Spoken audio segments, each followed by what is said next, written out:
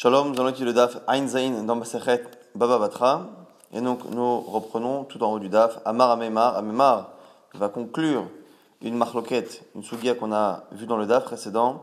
Marloquette entre Rabbi et Rabbanan. Est-ce que lorsque l'on achète un document par exemple de créance, est-ce que lorsqu'on achète, il faut simplement transférer le document de main à main, ce qu'on appelle Messira, pour que le document soit transféré, ou est-ce qu'il faut qu'il y ait également un écrit dans lequel on dit voilà, je te transfère ce document, et évidemment toutes les obligations qui y sont associées. On a vu cette marloquette là. Maramemar conclut il cheta la halacha otiot niknot bemesira kerabi. Selon Amemar, la halacha est comme Rabbi et non pas comme Chachamim, que les otiot, que les lettres, donc les engagements écrits du document se transfèrent par Messira. Donc il suffit de se mettre d'accord, de transmettre le document pour que le document et toutes les obligations associées soient transférées par ce transfert de main à main. Amalé Ravashi les Mamemar, question de Ravashi à Amemar. Ce que tu as dit que la halakha est comme Rabbi, Gemara, est-ce que c'est un enseignement que tu as reçu, Osvara, ou est-ce que c'est une logique que tu as toi-même développée?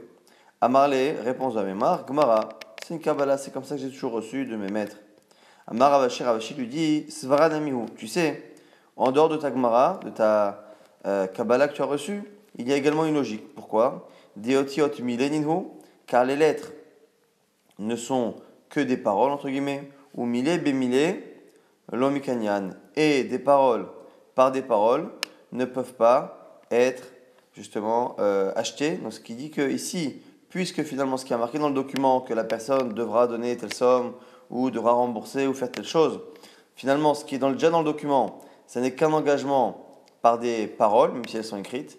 On ne peut pas les transférer à quelqu'un par la parole en lui disant voilà, je te transfère ce papier avec tous les engagements associés. Et donc c'est la raison pour laquelle nous dit Ravashi, en dehors de cette Kabbalah, il y a également une logique. La Gemara va tout de suite remettre en question, en tout cas tenter de remettre en question cette logique, en disant vélo, quoi, on ne peut pas acquérir un document et ce qui est associé au document par une simple parole.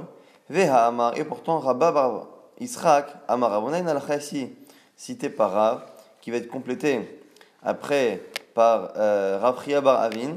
Et de là, on verra qu'on a l'impression que l'on peut justement transférer un shtar, un document, et encore une fois, tout ce qui est écrit dedans, simplement par la parole, et c'est en cela que ça va remettre en cause la logique. Donc je rappelle qu'ici, on a vu qu'Amemar a tranché, que la est comme Rabbi, que finalement ce qui était écrit dans un document était automatiquement transféré lorsqu'on transfère le papier document lui-même.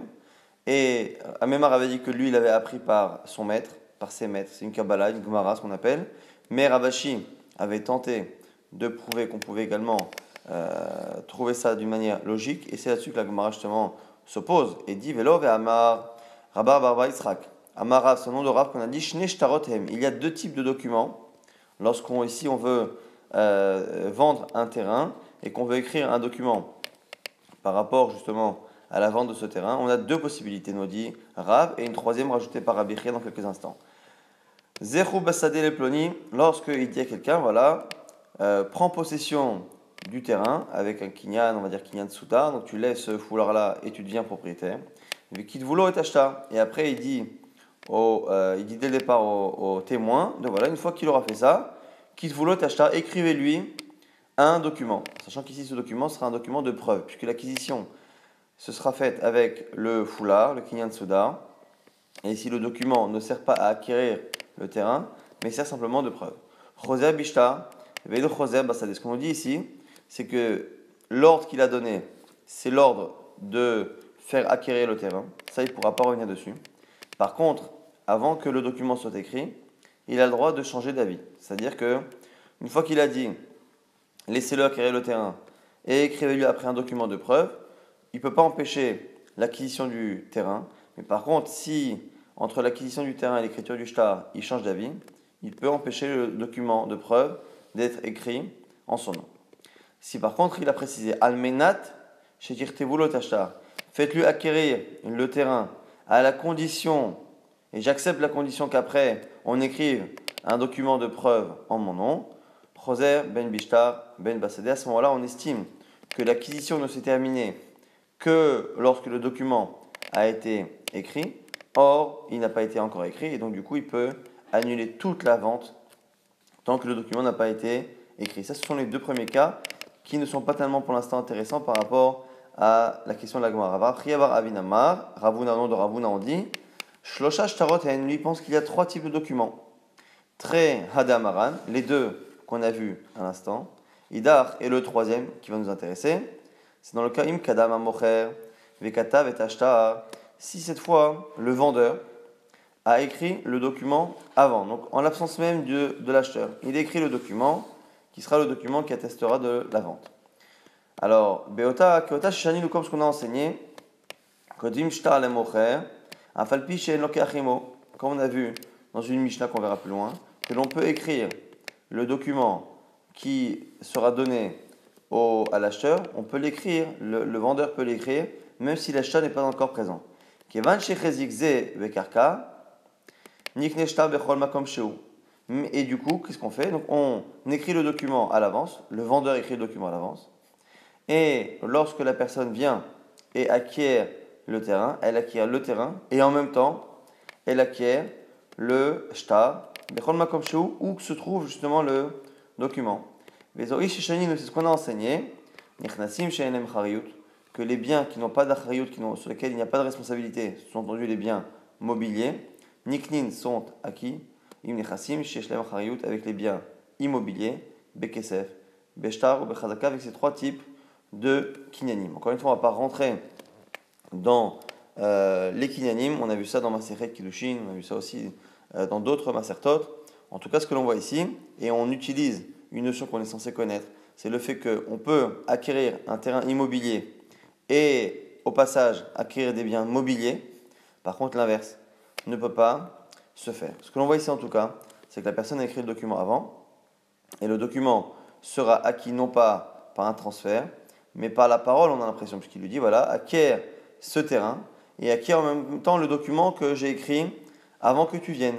Et donc on a l'impression ici, selon la Gemara, que le document a été acquis par des paroles, ce qui remet en cause la logique de Ravashi. La Gemara repousse et dit, non, Agav, c'est spécial ici, c'est un kinyan, ce qu'on a vu un kinyan Agav, c'est-à-dire que c'est pas que je te fais acquérir le terrain par une manière classique et que je te fais acquérir le document par la simple parole en te disant voilà, tu deviens propriétaire du document, c'est que je te fais acquérir le terrain et comme on a vu à la fin que un nechnasim chez Enlaim Hariyut, que les biens mobiliers sont acquis au travers de l'acquisition des biens immobiliers, ce qui veut dire qu'ici il y a vraiment une acquisition du document. Donc le document étant acquis, on n'a pas, encore une fois, une objection au principe qu'un document, justement, doit être acquis. Et donc on n'a pas la preuve, comme ce qu'avait voulu dire la Gemara, que la logique est cassée. Donc du coup, on a repoussé cette objection. On peut très bien continuer de dire comme ce qu'a dit Ravashi, c'est-à-dire qu'il y a une logique, que les paroles ne peuvent pas être achetées, entre guillemets, par des paroles. La preuve, justement, que c'est bien spécial quand c'est kinyan agav, un exemple que l'on a, c'est matbea, une pièce d'argent, de monnaie, lonikne b'chalipin, ne peut pas être acquis par le kinyan chalipin. Kinyan chalipin, c'est ce qu'on a cité il y a quelques instants, kinyan souda, c'est-à-dire qu'on prend un objet, pas forcément de valeur, donc un objet, un foulard, un mouchoir, n'importe quoi, on le soulève et on fait acquérir à ce moment-là un objet à quelqu'un d'autre ou même un terrain à quelqu'un d'autre. Donc ici, l'argent ne peut pas être transféré de cette manière. Et pourtant, on va vous montrer un cas où on va réussir à acquérir de l'argent, non pas directement avec Khalipin, mais à travers un terrain qui est lui-même acquis par Khalipin, et à Gav, associé à ce terrain, on acquiert en même temps l'argent. Quel était le cas? Kad Rav Papa voulait très ça al Fezouzé. Rav Papa avec quelqu'un qui lui devait 12 000 zouzim, Bechosae, dans la ville de Chosae. Là-bas, qu'est-ce qu'il a fait? Il ne pouvait pas se déplacer pour aller récupérer son argent. Et il voulait envoyer quelqu'un. Mais la personne, pour récupérer son argent, doit pouvoir être, entre guillemets, propriétaire de l'argent pour que la personne soit contrainte de lui rendre. Alors il lui a dit, Akninhu Nihale, il lui a fait acquérir à Rav Shmuel Bar Acha, à Gav Sefa Debete. Il a pris une partie de sa maison, une petite remise dans sa maison. Il a dit, voilà, je te fais acquérir cette partie-là. En te faisant acquérir cette partie de la maison, au passage, je veux que tu acquières agave l'argent que cette personne-là me doit, donc c'est 12 000 zouz, et il a fait qu'un kinyan souda, et on nous rapporte l'histoire qu'on a déjà vue à 2 reprises, je crois, qu'il y a Tanafak, il est à Père à Tavach, lorsque Rav Shmuel Baracha est revenu avec l'argent, il était tellement heureux, Rav Papa, de récupérer son argent, qu'il est sorti à Tavach, jusqu'à un endroit qui est loin de la ville, qui s'appelle Tavach, pour justement accueillir Rav Shmuel Baracha avec l'argent. En tout cas, ce que l'on voit ici, c'est que lorsque l'on fait un kinyan agave, c'est pas que le kinyan se fait à l'oral, c'est pas que le kinyan se fait par le kinyan lui-même de départ, mais c'est ce qu'on appelle agave, c'est spécial. Donc on voit ici que khalipin, donc le fait de faire avec un foulard, ne peut pas servir à acheter de l'argent, à transférer de l'argent, mais lorsque ça sert pour transférer un bien immobilier, je peux associer à cela de l'argent. Ça ne voudra pas dire que l'argent a été acquis par khalipin. Pareil pour le cas du terrain où là-bas on avait vendu le terrain et au passage on faisait acquérir le document qui avait été écrit précédemment. Ça ne veut pas dire que le document a été transféré à l'oral par des paroles. C'est simplement qu'encore une fois c'est kinyan agav, et le kinyan agav, le fait qu'un bien immobilier soit associé à un bien immobilier fait que finalement il est comme tafel, c'est-à-dire que c'est comme si tout était un bien immobilier. Donc c'est un kinyan particulier qui ne remet pas en cause encore une fois la logique de Ravashi. On reprend la suite et fin de l'explication de la Mishnah précédente. Avalomachar, loet avadim, velot amartsufim, veloet antiki. On a dit que lorsque l'on vend un bateau, cela n'inclut pas les gens qui y travaillent. Velot amartsufim, et également tous les sacs ou toutes les choses qui peuvent servir à stocker des marchandises. Veloet antiki, et pas non plus la antiki. Antiki à l'époque on l'avait défini, mais on l'avait défini par rapport à la Gemara qui le dit ici. Maya antiki, c'est quoi antiki? Amar Papa, il y a Iska de Begava, c'est la marchandise qu'il y a dans le bateau. Donc lorsqu'on vend un bateau, ça n'inclut pas ce qu'on appelle ici antiki, c'est-à-dire la marchandise qu'il y a dans le bateau. Nouvelle Mishnah, toujours dans le même sujet, qu'est-ce qui est associé à une vente ou pas? Machar et Akaron, celui qui vend une calèche, le Machar est à Pradot, il n'a pas vendu les Pradot, donc les mules qui servent à tirer cet attelage. Machar et à Pradot, celui qui vend les mules ou les animaux qui tirent, lo Machar et à Karon, il n'a pas vendu la voiture qu'il y a derrière. Machar et à Tsemed, lo Machar et à Bakar, Machar et à Bakar, lo Machar et à Tsemed. Lorsque on a des taureaux qui servent en général pour labourer ou des animaux qui ont besoin d'être attachés ensemble pour pouvoir tirer un attelage, on nous dit ici que celui qui vend le Tsemed, donc ce qui permet de tenir les animaux l'un à l'autre et à l'attelage, il n'a pas vendu les animaux. Celui qui vend les animaux n'a pas non plus vendu le tsemed qu'il y a avec. Maintenant, Rabbi Yehuda Omer nous dit Hadamim Modiaim. Selon Rabbi Yehuda, il vient nous dire que la somme, la valeur de la vente, peut nous informer sur ce qui est inclus dans la vente. Qu'est-ce que ça d'exemple? Celui qui lui dit voilà, vends-moi ton tsemed pour 200 zouz. Tout le monde sait qu'un tsemed ne vaut pas 200 zouz. Donc forcément, cela inclut les animaux. Et donc cette fois-là, lorsqu'on dira tsemed, ça inclut les animaux. Chachamim omrim, en adamim raya, selon Chachamim, la valeur de vente n'est pas une preuve justement de ce qui est inclus dans la vente. Et la Gemara expliquera exactement quel est le domaine de définition de cette marloquette. Taner Rav Tachlifa bar Marava kameh de Rabbi Abaou. Rav Tachlifa a enseigné devant Rabbi Abaou une braïta qui contredit notre Mishnah. Machar et Akaron, celui qui vend l'attelage. Machar et Apradot, il inclut également, ça vend également les animaux qui tirent. La Gemara, donc Rabbi Abaou lui dit Ve'anatnan, et pourtant nous, on a l'omachartnan, on a marqué dans la Mishnah que ça n'est pas inclus dans la vente. Amarlé, alors il lui dit quoi? Qu'est-ce que je fais?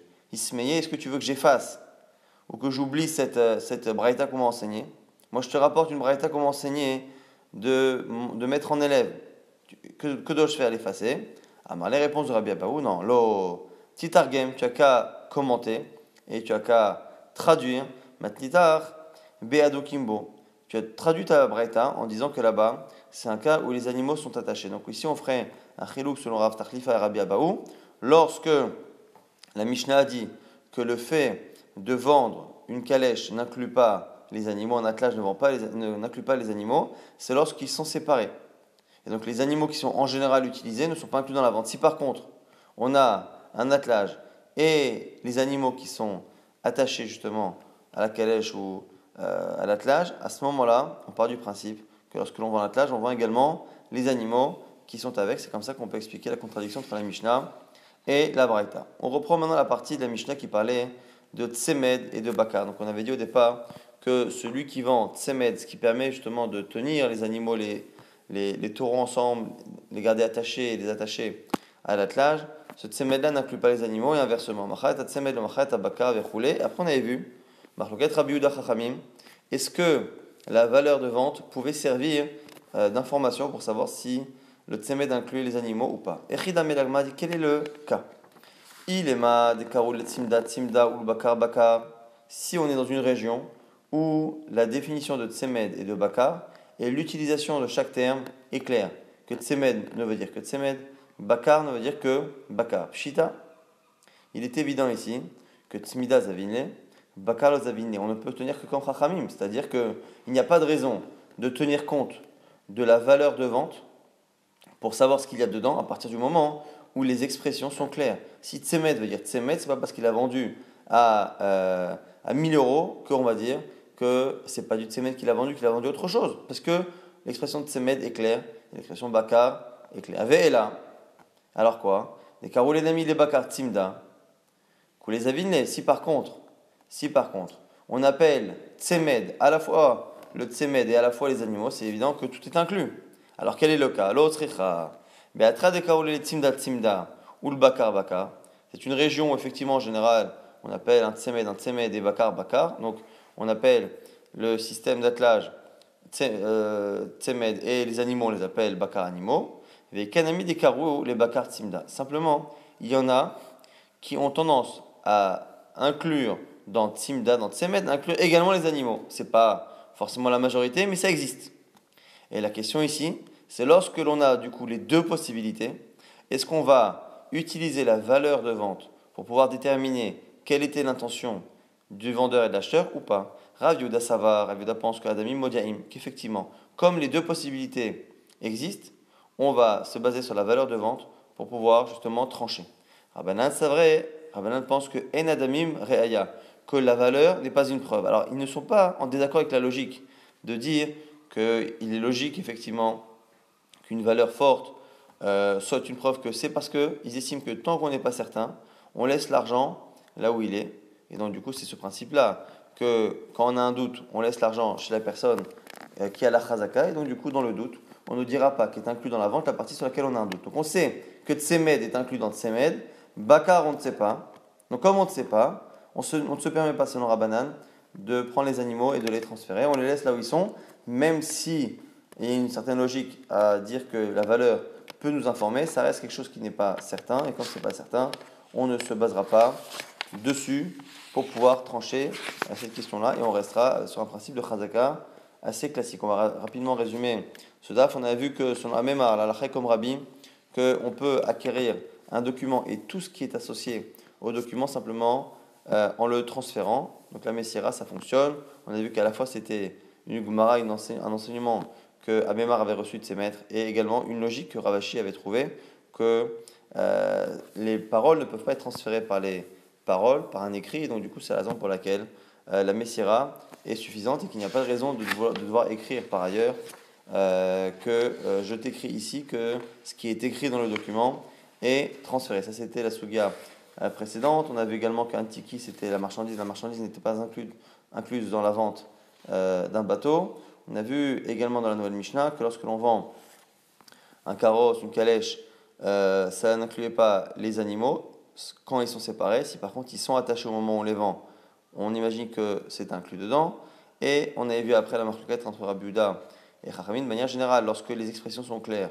Lorsqu'on parle de tsemed, on ne vend que de tsemed. Lorsqu'on parle de bakar, on ne parle que de bakar. Donc ici, ce sont les parties pour attacher les animaux et les animaux eux-mêmes. Quand les expressions sont claires, encore une fois, il n'y a pas de discussion. C'est lorsque on a un doute sur le sens. Parfois, tsemed ne veut dire que tsemed et parfois ça inclut les animaux. Selon Rabbi Yehuda, on peut tenir compte de la valeur de vente pour essayer de deviner ce qui était inclus dans la vente. Selon Chachamim, encore une fois, comme cela reste quelque chose qui n'est pas certain, on n'inclura dans la vente que ce qui est certain comme étant vendu. Le reste restera dans les mains du vendeur.